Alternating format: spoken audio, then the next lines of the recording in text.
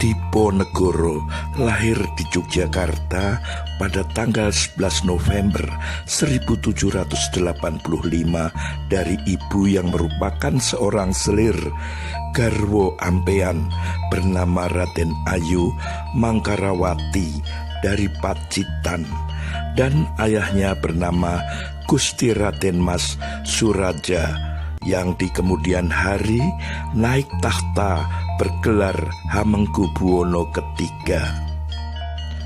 Nama lahir Pangeran Diponegoro Bendoro Raden Mas Mustahar, kemudian diubah menjadi Bandoro Raden Mas Ontowiryo. Nama Islamnya adalah Abdul Hamid. Setelah ayahnya naik tahta, Bendoro Raden Mas Ontowiryo diwisuda sebagai pangeran dengan nama Bendoro Pangeran Haryo Diponegoro. Ketika dewasa, Pangeran Diponegoro menolak keinginan sang ayah untuk menjadi raja dengan alasan bahwa posisi ibunya bukan sebagai istri permaisuri membuat dirinya merasa tidak layak untuk menduduki jabatan tersebut. Ia memilih tinggal di Tegalrejo, berdekatan dengan tempat tinggal eyang buyut putrinya, yakni Gusti Kanjeng Ratu Tegalrejo, permaisuri dari Sultan Hamengkubuwono I. Pangeran Diponegoro mulai menaruh perhatian pada masalah keraton ketika dirinya ditunjuk menjadi salah satu anggota perwalian untuk mendampingi Sultan Hamengkubuwono V pada tahun 1822 yang saat itu baru berusia 3 tahun.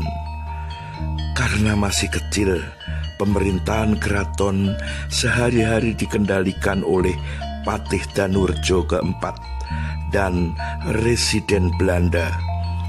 Pangeran Diponegoro tidak menyetujui cara perwalian seperti itu, sehingga dia melakukan protes. Perang Diponegoro atau disebut sebagai Perang Jawa karena terjadi di tanah Jawa.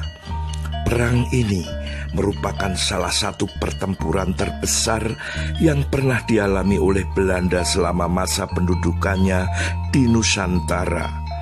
Perang Jawa dikenal sebagai perang yang menelan banyak korban dalam sejarah Indonesia, yakni 8.000 korban serdadu Hindia Belanda, 7.000 pribumi, dan 200.000 orang Jawa, serta kerugian materi 25 juta gulden.